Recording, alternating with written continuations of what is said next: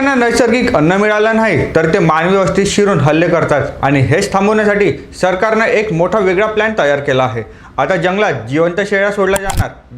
हे ऐकून धक्का बसेल, पण यामागचं कारण मजबूत आहे। गेल्या काही महिन्यांपासून पुणे, नाशिक, अहमदनगर आणि कोल्हापूर परिसरात बिबट्यांची हालचाल आणि हल्ले प्रचंड वाढले आहे। जंगलात शिकार नसल्यामुळे ते थेट गावाकडे वळतात। यावर उपाय म्हणून वन मंत्री गणेश नाईक यांनी एक मोठा निर्णय घेतला आहे। जंगलातील तुटलेली फूड चेन पुन्हा जिवंत करण्यासाठी बिबट्यांसाठी तिथे शेळ्या सोडल्या जातील, जेणेकरून ते शिकार शोधत गावात येणार नाही। यासोबतच आणखी काही महत्त्वाचे निर्णय घेतले आहे। बिबट्यांची संख्या नियंत्रण ठेवण्यासाठी नसबंदीची प्रक्रियेला मंजुरी दिली आहे। वारंवार हल्ले करणारे आणि नियंत्रणाबाहेर गेलेल्या बिबट्यांवर शूट अँड साईटचा ऑर्डर दिला आहे। ऊसाच्या शेतीत बिबट्यांची हालचालीवर लक्ष ठेवण्यासाठी AI तंत्रज्ञानाच्या आणि सॅटेलाइटद्वारे बिबट्यांच्या गावात आला की सायरन अलर्ट सिस्टीम सुरू केली। आता मोठा प्रश्न, जंगलात शेळ्या सोडल्या तर हल्ले खरंच थांबतील का?